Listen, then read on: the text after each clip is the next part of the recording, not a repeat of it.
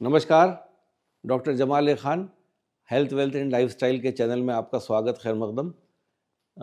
हमेशा मैं आपसे मुखातिब होता हूँ कुछ बातें, कुछ मुद्दे ऐसे रखने के लिए जो पब्लिक में धारणा बनी हुई है या जो साइंटिफिक रोशनी देना है, उससे मैं आपको जागृत कर सकूँ, आपको समझा सकूँ ऐसी बातें जो आप को किताबें पढ़ना नहीं पड़ें, किताबों का ख़मीर हो उसमें, और कुछ लेसन्स ऐसे हों जो आपकी ज़िंदगी के लिए या आपके जानने वालों की ज़िंदगी के लिए जो इस बीमारी से पीड़ित हैं उनको इससे रास्ता मिले और हौसला भी मिले। यही मेरी हमेशा कामना आशा रहती है। इसी उम्मीद पे पूरी ज़िंदगी मैंने गुजारी है और इसी काम में मैं लगा रहता हूँ। कैंसर का इम्यूनोथेरेपिस्ट हूँ, आपको मालूम है। मैं कैंसर में इम्यूनोथेरेपी करता हूँ। इम्यून थेरेपी का मतलब है सहन शक्ति पैदा करना शरीर में।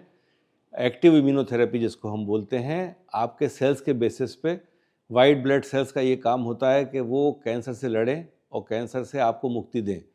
तो हमारे शरीर में कैंसर ना पनपने की सिर्फ एक वजह ये है कि सफ़ेद सेल्स, वाइट सेल्स कैंसर को ढूंढते रहते हैं, सेल्स को, उनको मारते रहते हैं नियमित रूप से।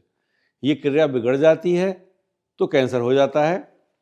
इस क्रिया को ठीक करना भी उतना ही आवश्यक है जितना कि कीमोथेरेपी, सर्जरी या रेडिएशन का चयन करना। तो दोनों चीज़ें आपस में मेल खाती हैं, दोनों चीज़ों को साथ में लेना चाहिए। जो कैंसर के अस्पताल हैं वहाँ से आप कैंसर का इलाज कर सकते हैं, जो हमारा क्लिनिक है, सेंटर है, नर्सिंग होम है, वहाँ से आप कैंसर की इम्यूनोथेरेपी ले सकते हैं। तो ये एक तो बात ये हुई। दूसरी बात ये है कि मैंने ये देखा है कि बहुत से लोग कन्वेंशनल ट्रीटमेंट्स के ख़िलाफ़ जाकर, अलावा जाकर बहुत से ट्रीटमेंट्स और भी लेते हैं, क्योंकि हर बीमारी में इलाज तो हर जगह रखे ही हैं ना। इसमें बहुत से लोग नेचुरोपैथी करते हैं, यूनानी करते हैं, आयुर्वेदा करते हैं, होम्योपैथी करते हैं, और बहुत से लोग उसमें ये क्लेम करते हैं कि हम इलाज करते हैं मरीज़ों का और बहुत फ़ायदा हो जाता है। होता होगा, जिनको फ़ायदा हो जाता है वो तो कहीं जाते नहीं हैं वापस दिखाने के लिए।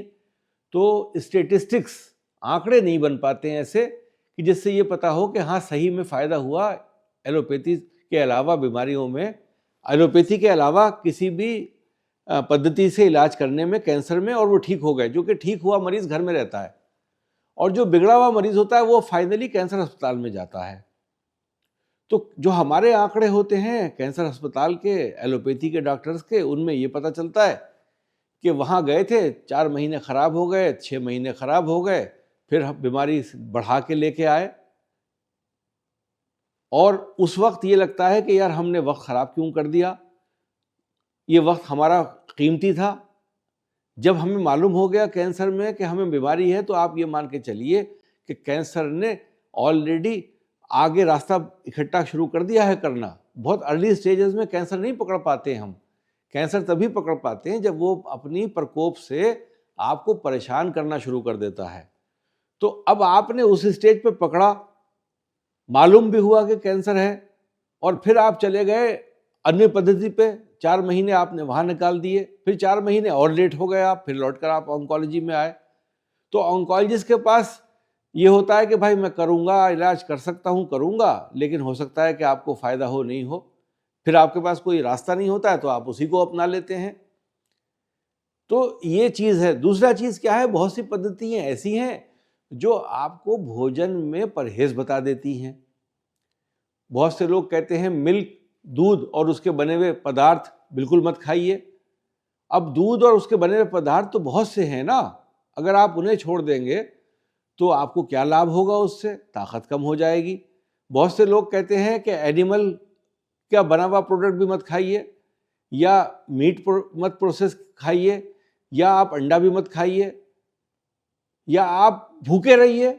बहुत से लोग कहते हैं कि शाम 4 बजे खाना खाइए, दूसरे दिन सुबह 8 बजे खाना खाइए, लॉन्ग फास्टिंग कर लीजिए, कैंसर उससे भी ठीक हो जाता है। तो ये धारणाएं गलत हैं। क्यों गलत हैं, इस पे रोशनी डालना बहुत ज़रूरी है मेरी, क्योंकि मैं आपको परिभाषा कैंसर की समझाऊं। कैंसर ऐसा होता है, तुलना कर रहा हूं मैं, ये बस समझिएगा कि डॉक्टर साहब ने ऐसी कैसी बात कर दी।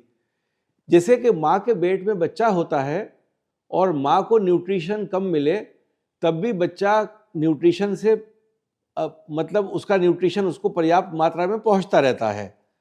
तो हमारे यहाँ ऐसी औरतें हैं हमारे समाज में, अब जो बच्चे पैदा करती हैं, जो औसत दर्जे से कम हैं, जिनके पास माली एतबार से, पैसे के एतबार से बहुत कम हैसियत है, वो प्रॉपर न्यूट्रिशन नहीं ले पाती हैं, लेकिन बच्चा फिर भी 2.5-3 किलो का पैदा हो जाता है, नॉर्मल भी होता है, माँ सूख के कांटा हो जाती है।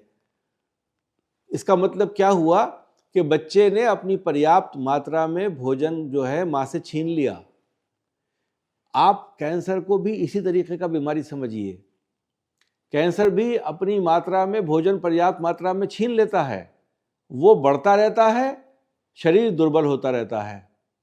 कोई भी पद्धति में कोई भी सिद्ध करके ये नहीं बता पाया आज तक कहीं ऑन्कोलॉजी के लिटरेचर में कि न्यूट्रिशनल डेप्राइवेशन यानी खाना नहीं खाने से, भोजन पर्याप्त मात्रा में नहीं करने से, बहुत सी खाने की चीज़ों को छोड़ने से कैंसर ठीक हो जाएगा।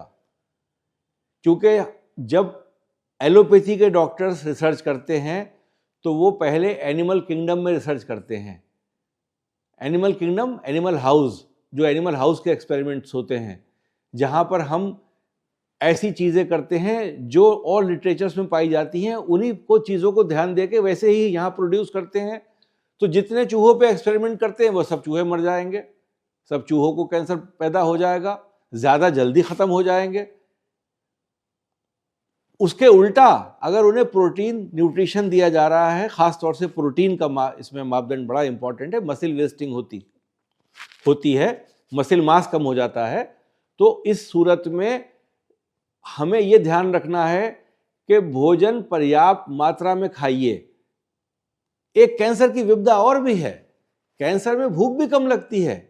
एक तो भूख कम लग रही है, ऊपर से आपने खाना भी नियमित रूप से छोड़ दिया। तीसरा, वो खाना खा रहे हैं जो आपके वैद्य ने बताया है या आपके उपचार करने वाले डॉक्टर ने बताया है, उसमें नियमित रूप से बहुत कम चीज़ें हो गई, तो आप बेसिकली खाना नहीं खा ही नहीं रहे हैं। तो आपको 3 महीने में कैंसर बेइंतहा परेशान करेगा। तो ये देखिए, आप ये बात समझिए। देखिए, हमारा समाज जो है ना, इकट्ठा तो है लेकिन फिर भी बिखरा हुआ है। हम ऐसे 100 मरीजों को कैंसर के नहीं मिला सकते कि जो आपस में बात करके, डिस्कस करके तय करें कि देखो हमने ये किया था तो ये सही हो गया, ये किया था तो सही हो गया। इसीलिए स्टैटिस्टिकल एनालिसिस रिसर्च जिसको बोलते हैं, मापदंड, जांच पड़ताल, डिफरेंट हॉस्पिटल से डेटा कलेक्ट करके जो आती है, उसके बेसिस पे जो एलोपैथी है वो डेवलप हुई है। तो एलोपैथी में सारी चीज़ें सिद्ध हो गई हैं और सारी चीज़ों पर रिसर्च हो चुकी है, सारे प्रोडक्ट्स पर रिसर्च हो चुकी है।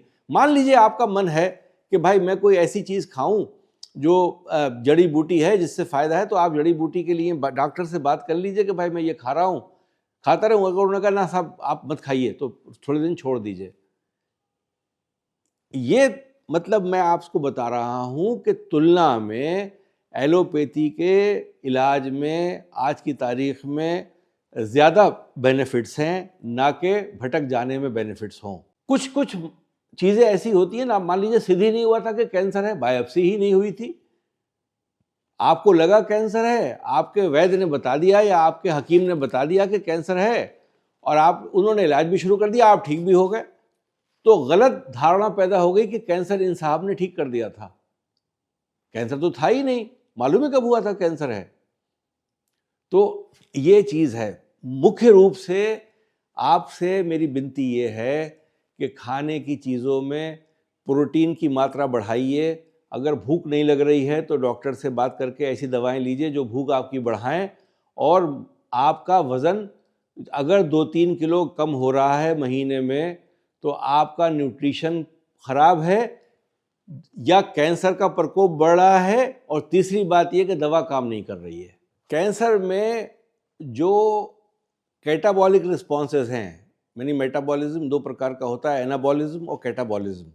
यानी एनाबॉलिज्म होता है हमारा न्यूट्रिशनल सपोर्ट अच्छा है, हमारा वज़न बढ़ना शुरू हो गया, और कैटाबॉलिज्म होता है कि हमारा न्यूट्रिशनल सपोर्ट ख़राब है, मसल वेस्टिंग हो रही है, फैट एब्जॉर्प्शन कम हो रहा है और कैंसर बढ़ने लगा, कैटाबॉलिक।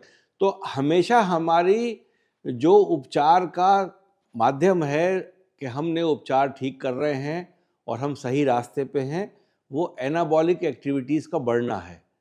हमेशा डॉक्टर ये पूछेगा कि आपकी क्वालिटी ऑफ लाइफ है, वेट बढ़ रहा है, आपने कहा साहब 5 किलो वज़न मेरा बढ़ गया, बस डॉक्टर साहब को इस बात से बहुत सुकून मिलता है कि आपका इलाज बहुत अच्छा हो रहा है।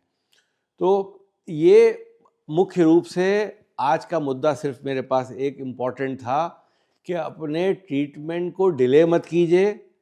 कन्वेंशनल थेरेपीज़ में जो दुनिया भर में रिसर्च हुई है, एग्रीगेटेड रिसर्च हुई है, उसके रिजल्ट्स बेटर हैं ना कि जो छिद्री रिसर्चेस हैं जगह जगह। और दूसरा, न्यूट्रिशनल डेप्राइवेशन मत करिए, प्रोटीन इंटेक को प्रॉपर रखिए।